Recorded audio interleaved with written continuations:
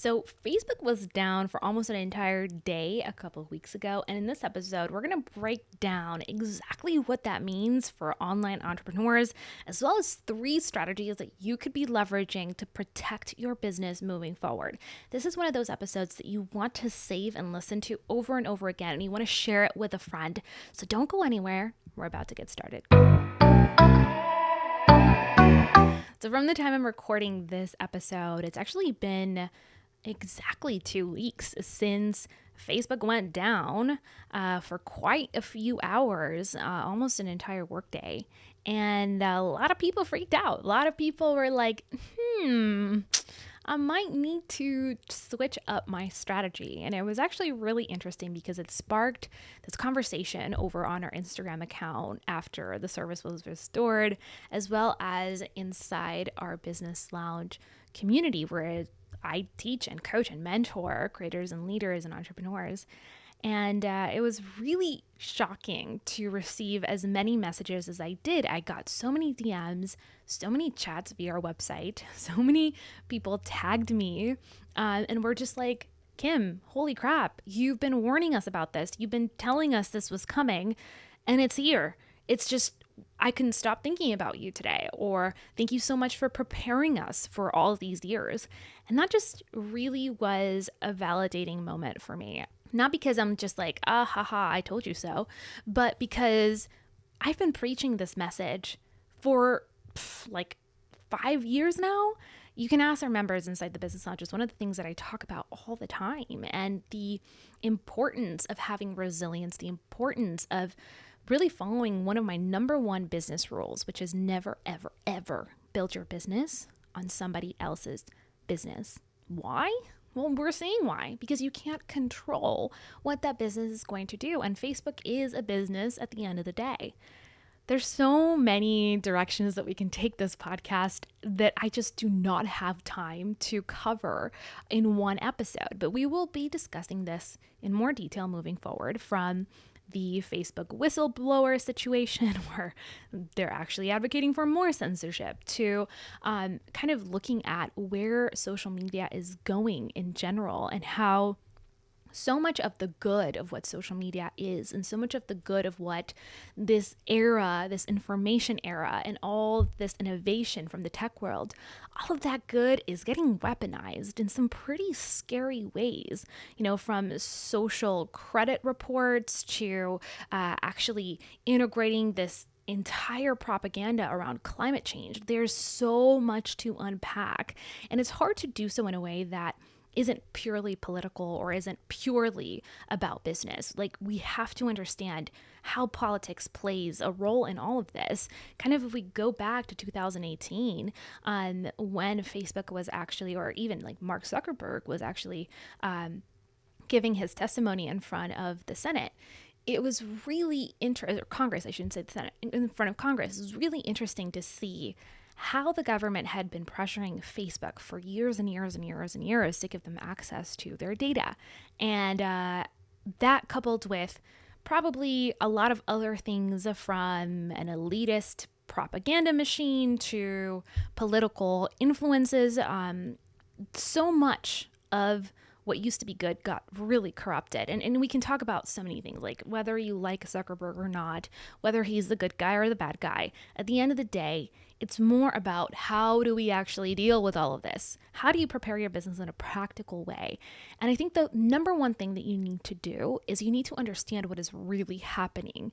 If we don't dive deep into the root cause of why this is actually going down, why there's so much instability in the social media space, why there is an ideological war actually going on online, as well as a spiritual war, as well as an information war, as well as a financial war, you really can't understand everything that encompasses this situation. And I think a lot of entrepreneurs just have their head in the sand right now, because it's easier to pretend like this isn't going on and carry on with your dreams and your goals and hustling and working hard than it is to confront the reality that we are now sharing territory with a massive battleground. That really is what is happening. Like the place where we do business has become a battleground for, again, information, financial freedom, medical freedom. So many different wars are being fought right now on the internet. And we have to adapt, and we have to understand that the world we used to live in is not coming back. And I hate when people tell me this is the new normal. It's like, no, this is not the new normal. Like, when it comes to the real world, we decide what the new normal is, and we have, as the people, the power to take back the world. We do. We absolutely do. We create the new normal by complying and by not standing our ground and by not fighting or advocating for freedom. However, that is another topic for another day. For right now, you really have to understand what is going on. And again, I get it. It's scary. The last thing that you want to do, especially if you're just getting started with your business, is like, oh, I just don't want to get bogged down with all the negativity and all the crazy and all the fear. I completely understand that. And so you're going to have to figure out a balance for you to be aware and be educated on the issues that are happening right now, but also leverage it into empowerment. I'm not sharing this to scare you. I'm not sharing this to make you feel like, the walls are closing in. The exact opposite is true. There is enough fear-mongering and enough propaganda and enough negativity in the world that we live in for me to want to add to that. However, I do want to prepare you, and I want you to understand where we're at and what your role needs to be in this whole equation if you want to actually get through this period, this season. And so many of the leaders in this space have been predicting that this would happen. And it's really interesting to hear their take because, for example, I was actually reading Dennis Yu's predictions on Facebook earlier this year, and I found it so freaking interesting. Earlier in January of this year, he said, in 2021, Facebook is going to get busted up like Mabel. With Instagram and WhatsApp spun off on their own, the resulting exodus of unhappy advertisers will flee into the willing arms of TikTok, Snapchat, YouTube, and good old SEO. And the smart marketers will repurpose content in a few clever ways we'll discuss here. See, Facebook has spent $10.5 billion in legal fees alone in 2019, still a fraction of the $70 billion in an ad revenue they earned, from which they generated an $18.4 billion in net income. They seemed invincible until they weren't. Unable to address mounting issues with content moderation, the government treats Facebook like a publisher, not a technology company that allows social blogging. In 2021, I predict it all comes crashing down. Mr. Senator, we run ads, cannot spin Apple as evil and Facebook as the protector of small businesses. I completely and thoroughly agree. And while we might have different takes on this particular issue, I think it's important to understand where we are trending. Yes, a lot of the messages that you guys sent me were like, wow, I feel like I'm on a stinking ship with Facebook and Instagram. I need to figure something out. And others were like, oh my gosh, how are you a psychic? In fact, I'm actually going to read you a few of the messages that I got, which was so awesome and interesting. And this one comes from a Business Lounge member, and she's like, and that's why you don't build a business on social media. 100%, Kim. The next one was awesome. This person was like, my team was in chaos, did not know what to do. They were acting like it was a rapture and we all got left behind. Had to tell them that no matter what, the hustle does not stop. This one also comes from a Business Lounge member, and she was like, there was no stress for me because I have been in the Business Lounge long enough to know not to put all my eggs in the social media basket. Worked on my blog and Pinterest and had a super productive day. And this person was like, I thought of you yesterday when this happened. You warned us on YouTube. Yes, I did. And finally, girl, you're a psychic. Everybody needs to be in Content Calendar 2.0. Hashtag Facebook down. Totally agree. Totally agree. But beyond that, I need you to come to grips with this reality that there are massive changes happening in the social media space, and you are going to have to adapt. It might be a little uncomfortable if you're not used to building outside of social media, or if you haven't set up assets or systems that really enable you to create an independent channel of leads and sales and traffic as much as it could possibly be, right? We're never going to be fully independent on the internet because There are so many platforms that gather users and create community and provide that value to advertisers and small business owners. So it's really one of those things where you want to be as independent as you can possibly be. And the number one way to doing that is something you've heard about probably over and over again, but you're either not paying attention to it, you're not taking it as seriously as you should be taking it, or you haven't thought about ways that you can take it to the next level. And that is building your email list. You absolutely need an email list. And the reason why you need an email list, regardless of what you've heard, regardless of all the trends, is because you own that communication channel. You own that list of people that have literally given you one of their most precious assets, which is their email. It is such an important communication channel because it's a very intimate communication channel.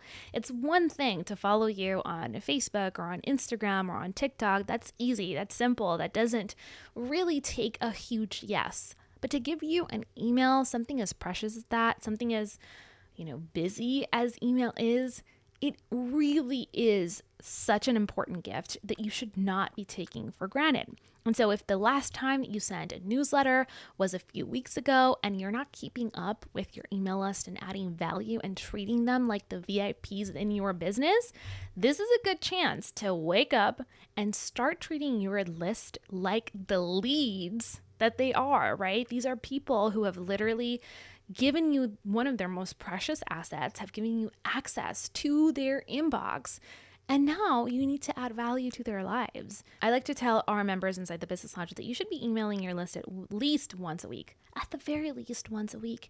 Build that relationship, build those connections, because again, no matter what the stats say, so I've heard this argument so many times by digital marketers and other people in the space, like, oh, email is dead, email is dead, email is dead. Like the average open rate is like 16%. It's like, yeah, what's the actual average reach that you get on Facebook? Do you get 16% reach? I don't think you do. So just saying, let's be real. Not to mention, again, you own that relationship. I don't care. I would rather have 5% of my email list open my emails because I own that relationship than have 30% of the people on Instagram actually see my posts. There's a huge difference in value. Attention is really valuable, but there's different kinds of attention. Again, when someone gives you their email, it's such a bigger ask than saying, follow me on Instagram. Because, whatever, I follow 1 million people on Instagram. I don't see all their content and all their posts. But when you're on email, your chances of having that email open, number one, are higher. Number two, you're actually monetizing in such a massive way in comparison. It's crazy. So you may or may not know this benchmark, but based on your email list, you can usually predict how much revenue you should be making every single month. So every person on your email list should represent around $1 of income every single month for your business. So if your goal is to make $5,000 a month and replace your current salary because you're maybe transitioning from a 9-to-5 job into the business world, by the way, amazing time to do that. This is really a great time to do it. Millions of people are starting businesses because of what we have seen the last almost 2 years. So if you're doing that, a great predictor would be, hey, I need to really double down on my email list. If I want to get to 6 figures, then about 8,000 to 10,000 people is what I need on my email list on any given month to do that. And again, you can do that as you continue to scale up and grow your business. Now, again, this is not accurate for every industry and every single business owner, but I'm just kind of giving you a benchmark and I'm letting you know why it's so important, so imperative that you have a freaking email list and that you take that seriously, that you build that relationship, that you build that trust, and that you start implementing more advanced strategies like segmentation, like utilizing your email list for monthly promotions, like offering people on your email list maybe a soft pitch with every newsletter that you send. Again, we don't want to get into all the little details because we would have to be here all day long, but I highly encourage that if you are a listener and you are part of the Business Lounge membership, that you check out our Master Email Marketing Program. I walk you step by step through the process process of building email sequences, of creating email newsletters and campaigns that convert. And if you want to build an email list, then check out our social list building course. Both of them are accessible and available inside the Business Lounge, and they'll help you grow an email list from absolute zero or take your email list to the next level. Now let's talk about asset number 2 that you absolutely need to have, and that is a website. I know you'll notice a trend here with these strategies. They're all foundational, and they're all things that this new generation of entrepreneurs seems to have a lot of objections around. And that just blows my mind, because a website is your real estate on the digital space. It's your digital storefront. It should be your highest performing salesperson that is unpaid. I mean, that's pretty amazing. Your website is where transactions happen, where people actually buy from you, where they book discovery calls and they buy your services and they purchase your products. A website is one of, if not the most important asset in your business. And yes, people can run full-on businesses without a website. But when things like Facebook down happen, they're like, oh, what do I do? Where do I communicate with people? How do I promote my stuff? How do I get found and discovered? Those are all things that your website should be doing for your business. And yes, again, there's many ways that you can run a company, and a profitable one at that. But there's very few ways where you can run a long-term, sustainable business that will actually last the test of time. What I mean by that is there's so many people that follow the trends, and they'll jump on the trend, and then that'll be like the thing they do for the next 3 years until a massive change happens in the online space, as it's inevitable, because that's what the online space is known to do. And then they kind of just lose the business, or they have to massively pivot because that strategy didn't work anymore. And I have story after story after story of that happening. So without calling out any names, there are certain services that will host landing pages for you, and people just like send traffic to those landing pages, and then that's kind of how they build their business, right? They build an email list, they sell a product, and then they do not have a website. It is just this one landing page on this one service, and that's how they do their thing. Nothing wrong with that, especially if it's temporary. But long term, what if that business, and this has happened to many of my clients, what if that business changes their policies or their servers are down? Now you have nowhere to send traffic to, your ads are underperforming, and you have to turn them off because there's no landing page in sight, and you don't have anything that you actually own, A, if you want to sell the business down the line, and B, if you actually want to protect yourself from being at the mercy of other companies in terms of your real estate, your footprint in the digital space. So important. Please have a website. And I know that that is an expense, right? If you have a website, for example, on Squarespace, it's going to be expensive to do that. That's why I do not recommend website builders. But I'd rather you have that than not have anything at all. My recommendation is you need to be on WordPress, and you should be hosting on a pretty inexpensive hosting site like HostGator or WP Engine or something like what we use, which is SiteGround. Those are inexpensive website servers that you can run and not have basically any problems with, very, very little problems with. The problem is we're lazy as entrepreneurs. We're lazy as modern marketers, and we want everything done in an afternoon, and we want fries to go with it. That's just kind of how we are. We don't understand that the time and energy that we invest in building our most important asset will pay off long term. So listen, when I started my business, I spent weekends on weekends trying to customize my website, trying to learn CSS and HTML, because you had to basically manually code everything so things would look nice and cohesive. These days, we have freaking amazing custom builders like Divi, where you can drag and drop everything and have a beautiful page designed. There's templates where you literally just make a couple of clicks and change things up, and boom, you have a website in an afternoon on WordPress. That used to be this like massive undertaking, and people did it. So there is no excuse in 2021 to get a website done for your business. And I would actually have like a two-parter of this. It should be a website and a blog. Now, Before you come at me and you're like, I don't like writing. I don't think blogging is actually still something that's modern. I don't think people read blogs. Listen, your blog should be the place where you're producing the highest quality of content. Why? Because that's where transactions happen. It's giving people an excuse to visit your website and getting them used to clicking on links on your website, clicking on links on your blog, consuming information directly there. If you're just sending people to YouTube or you're just sending people back to Instagram every single day from your email list, you are missing a massive opportunity. So in my opinion, even if you don't like writing, you should be publishing your videos on YouTube and taking that, embedding it, putting it right on your blog, summarizing the episode, and boom, publishing that on your website. Not only is it building your search engine optimization if you do it right, so you have an extra source of traffic, it also, again, really helps people get used to coming to your website and consuming your content, particularly from your email list. So for us, we publish a podcast, we publish a YouTube video every single week, and we have a blog, and we all put it in one place and we send that to our email list. When we have a new episode, we don't send them to our YouTube channel, we don't send them to our podcast, we send them to the blog on our website. Why?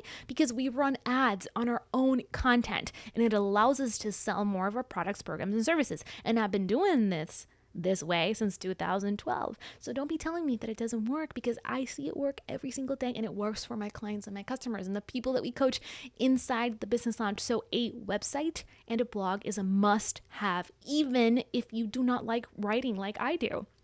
I publish my videos and I publish my audios, right? Like my podcast on my blog, and it doesn't need to be in a written form. It's still content that Google is actually indexing. It's still content that my audience is seeing. And when they go to my website to learn more about me, they're actually going and seeing, oh, wait, she does have episodes and she does have videos. And oh, look, I'm going to listen to this. I'm going to sign up for this class. All of that is important. Protect your business for the long run. Get yourself a website.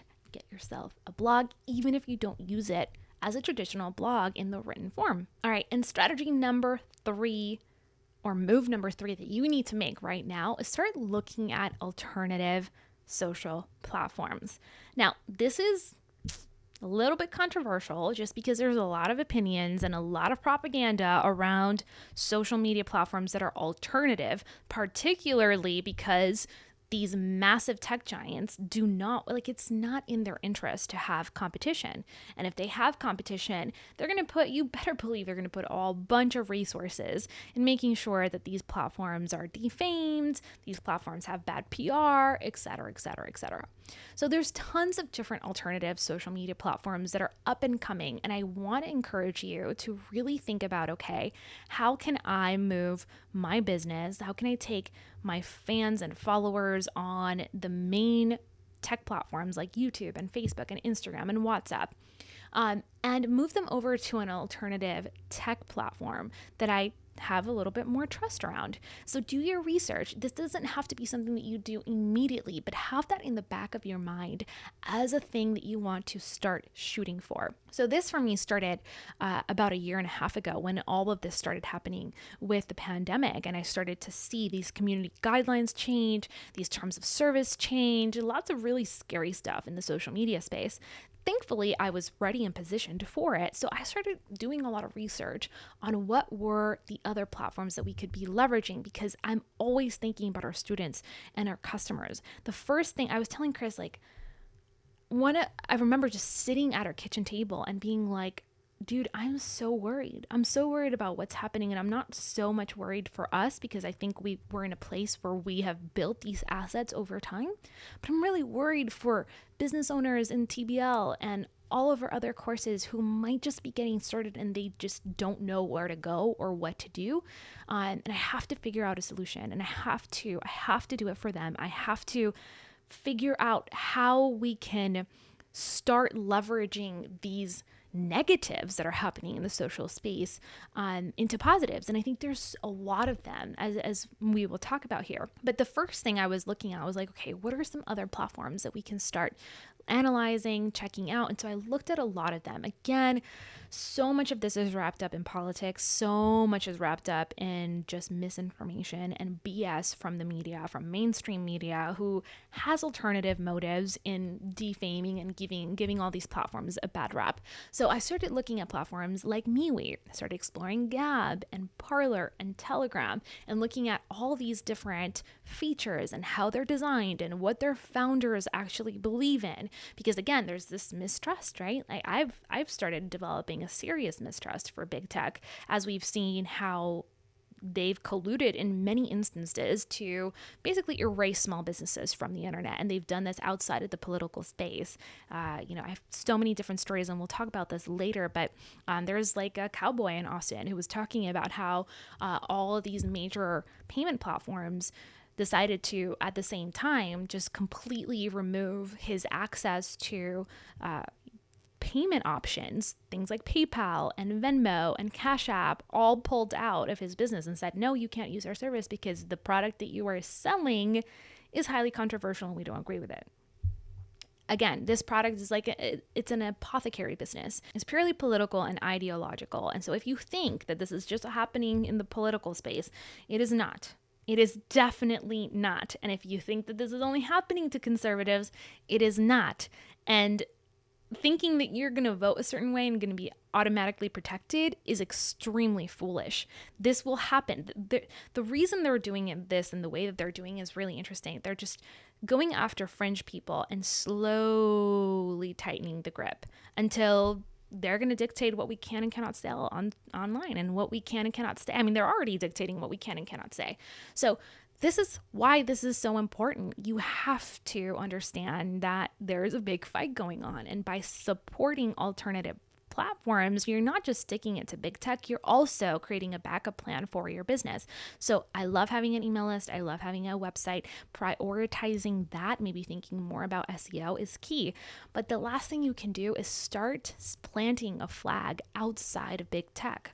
That's what we're doing. We have chosen Telegram as a place where we feel we're going to start building our business. And I am the kind of person, if you've been following me for a while, I am not an early adopter, you guys. Like, I am not somebody who just jumps on the next social media platform really quickly, because I understand my limitations and my resources and my time and my team's resources and their time is really, really valuable. So I'm not just going to be the first one to just jump on the next thing because it's one more channel that we have to monitor and create content for and integrate into our social media and our content strategy. And that's a lot. So the reason we decided to set up shop on Telegram is because I personally think, after looking at their growth, after looking at the way that they're set up, the way that their adoption process has occurred, as well as the founder's mentality and his commitment to free speech, even though he's pretty bipartisan as far as I can tell. He's not even American. He's a Russian dude who has definitely gone through the hardship of political persecution in his own country of Russia, has lived through communism, and understands the whole shebang. I really gravitate towards that. I don't agree with many of the things that he thinks or the way that he sees things, but I've been following him for over a year, reading his updates, kind of getting a better feel for what Telegram is like and what are some of the key features that people love about it, how to use it, and so far I'm loving it. So if you want to join us there, I would highly encourage that you do, but do not join if you're easily offended. You're going to get access to my unfiltered thoughts on a lot of things, current events like what we're talking about right now, politics, as well as how that affects business and finance and your personal life. It's all going to be on Telegram, and I highly recommend that you join, but again, only if you're not easily offended, because I'm just going to be telling you the truth like it is. And I'm going to do that everywhere, but primarily on Telegram. I really like that channel, and it's going to be one of the places where we create more original content. So the links to join us over on Telegram will be in the description of this episode, or you can go over to t.me/the business lounge. That's T, calendar.me/the business lounge, and you'll be directed to our Telegram channel. So yeah, I personally love Telegram. It's been really cool working with our very small group of people there because we haven't really promoted it very much. I love it so far. I think it's been so awesome to see other members inside the business lounge start their own Telegram channels, and we're in there supporting each other. However, that doesn't mean the Telegram is right for you. Go check out other alternative platforms. There are quite a few, and figure out where you want to plant your next flag. It doesn't mean that you have to set up shop right now, but one of the best ways that you can actually leverage big tech platforms instead of letting them leverage you is start moving your audience to other platforms. Start leveraging what you have built on places like Facebook and Instagram and move over. I'm not of the school of thought, like when all of this started to happen, a lot of people were just like, I'm done with Facebook and I'm done with Instagram and I'm closing everything down. I'm like, listen, you spent probably 5-10 years building up those assets. I understand that you don't agree with the way that they're doing things. I understand that you do not agree with censorship, but the solution isn't to exit the conversation. The solution is to leverage those channels to get the word out, to express your worldview, your values, to market the heck out of your business, and then leverage that existing product to build whatever you're building next, whether it's your email list or your website or alternative tech platforms. That's how you do it. You leverage what you have built into the next stage, the next season in your business. And so I hope that you're starting to get some ideas. I hope that your creative juices are flowing. I know that I've laid a lot on you, especially if you haven't really been paying attention to what's been going on the last almost 2 years. And so as we wrap up, I want you to know that I'm extremely grateful to have you here. I tell you all these things out of love, not out of fear, or because I just want to cram down my perspectives down your throat. I just want you to be cognizant of what's really going on behind the scenes so that you can better prepare for what we're about to face.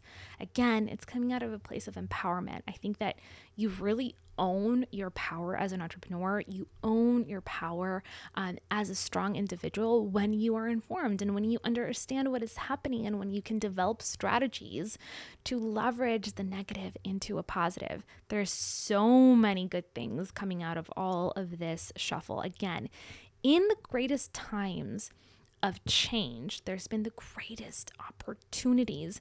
There's always people who succeed and thrive when there is chaos and there's disturbance and when there is insecurity. So you gotta level up your mindset and start looking at this as a massive opportunity to stand out and succeed when other people are just sleeping on their laurels. Is that how you say it in English? I think that's the saying in Spanish.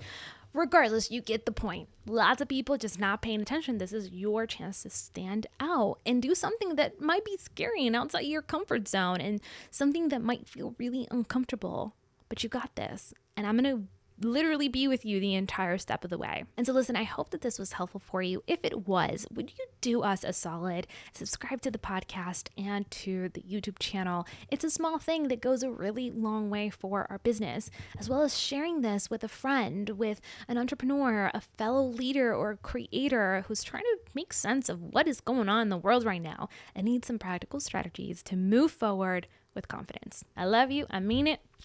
Un beso. And hey, if you're wondering how you can work with us to take your content marketing or your business to the next level, here are 3 ways that you can get started. Number 1, make sure to download our Success Path. It's completely free and it'll give you the 6 stages of online business success, from validating your business all the way through scale. We're going to give you a detailed overview of what particular strategies you need to be deploying, but also, just as importantly, what areas you should leave for the next stage, you should not be worrying about. Now, it's not a comprehensive list, but it definitely is going to get you started on the right track. Number 2, come over to Content Calendar System 2.0 and check it out. Not only is it our most popular product, it's going to give you everything that you need to know about content creation that's efficient and will save you a ridiculous amount of time from the lens of profitability, because we don't want to just create content for the sake of creating content. We want to do it for a purpose and we want to get results. Number 3, come join us inside the Business Lounge. It's our premier signature program where I teach my very best work around marketing in general. From developing your business idea to crafting amazing emails and blogs, podcasts and video, social media content, as well as designing funnels and creating webinars and selling via Facebook ads.